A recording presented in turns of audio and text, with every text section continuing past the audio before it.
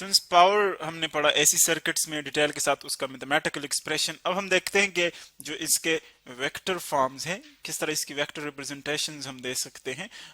अगर यहाँ पर आप देखें फर्स्ट ऑफ ऑल सपोज एक में पोटेंशियल डिफरेंस जो है जिस तरह के हमने कैपेसिटर और इंडक्टर के पढ़े, सपोज ये कैपेसिटर कैपेसिटेंस और इंडक्टर्स के जो पोटेंशियल डिफरेंस हमने पढ़े उनके वेक्टर्स हम कुछ ड्रा करते हैं और कंपोनेंट्स देखते हैं। अगर आप देखें जिस तरह कैपेसिटर में पढ़ा हमने कि वहां पर इलेक्ट्रिक करंट और पोटेंशियल डिफरेंस के जो एंगल है दरमियान में जो फेज डिफरेंस है एक्चुअली वो है π/2, यानी कैपेसिटर में करंट लीड करता है, करंट π/2 लीड करता है वोल्टेज से ये, और जो इंडक्टर होता है उसमें वोल्टेज लीड करता है करंट से π/2, यानी दोनों के दरमियान π/2 जो है फेज डिफरेंस होता है।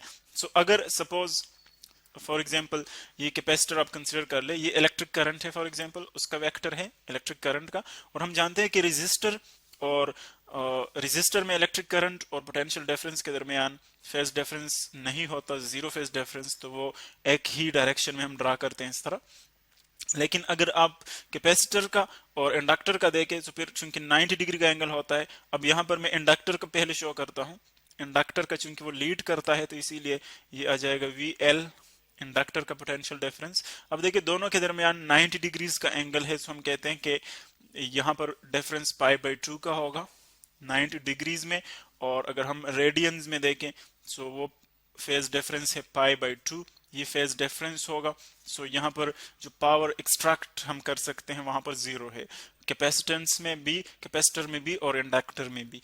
सो अब अगर कोई और एंगल है, सपोज कोई और एंगल बना रहा है जो वोल्टेज है, लेट्स सपोज ये वोल्टेज है, कोई भी एंगल बना रहा है जिसको हम कहते हैं फाई, ये कोई एंगल बना रहा है।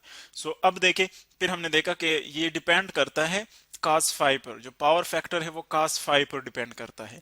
जिस तरह ये एंगल वेरी करता है उसके साथ साथ पावर एक्सट्रैक्टेड जो है वो भी वेरी करता है, यानी कितना पावर हम उससे ले सकते हैं उसकी वैल्यू भी चेंज होती रहती है। सो अब देखिए अब इनके अगर आप कंपोनेंट्स देखें सो हम इसके कंपोनेंट्स भी ड्रा कर सकते हैं इस टोटल पावर के, ये इसके कंपोनेंट्स आ जाएंगे। कंपोनेंट्स ये हमने थोड़ा रफ फिगर बनाया है लेकिन ये इसके ऊपर आना चाहिए, ये यानी ये हमारे पास यहाँ पर आना चाहिए वेक्टर, ताकि ये हेड टू टेल रूल के मुताबिक ऐड हो जाए। अब देखिए हमारे पास तीन चीजें आ गई। एक है हमारे पास ये जो कि V है, V पोटेंशियल डिफरेंस किसी भी एंगल के साथ, कोई भी एंगल बना रहा है, फेज डिफरेंस कोई भी हो सकता है। इसी तरह ये इसका आ जाएगा, ये आ जाएगा साइन कंपोनेंट, यानी V साइन फाई आ जाएगा साइन कंपोनेंट, और जो ये वाला है ये आ जाएगा V cos फाई, ये cos कंपोनेंट आ जाएगा। सब देखें तीन हमारे पास साइड्स आ गए, एक ट्रायंगल बन रहा है जिसमें तीनों जो है वो एक्चुअली पावर के साइड्स है। ये हमारे पास आ जाएगा रिएक्टिव पावर, जो V साइन फाई है एक्चुअली वो रिएक्टिव पावर है। अगर हम इसके साथ I मल्टीप्लाई कर ले तब ये क्या बन जाता है, रिएक्टिव पावर। इसी तरह ये जो हम ले रहे हैं V cos फाई, अगर इसके साथ हम I मल्टीप्लाई कर ले तो ये बन जाता है ट्रू पावर, जिस तरह के ऊपर हमने पढ़ा था ट्रू पावर जो डिसिपेट हम करते हैं। और इसी तरह एक ये है V जो कि एक्चुअली अपेरेंट पावर है, अगर इसके साथ हम I मल्टीप्लाई कर ले तो अपेरेंट पावर बन जाता है।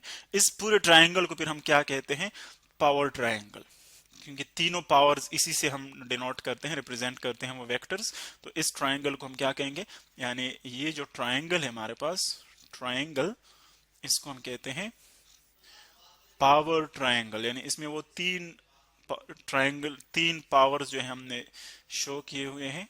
एक हमारे पास है रिएक्टिव पावर जो कि एक्चुअली कैपेसिटर और इंडक्टर की वजह से होता है, एक ट्रू पावर है जो डिसिपेट होता है किसी और एंगल पे या फिर रेजिस्टर से, और एक हमारे पास है अपेरेंट पावर जो कि हम V से डिनोट करते हैं। तो इस पूरे फिगर को हमने देखा और जो इसके वेक्टर रिप्रेजेंटेशन है वो पावर ट्रायंगल से हम यूं डिनोट करते हैं।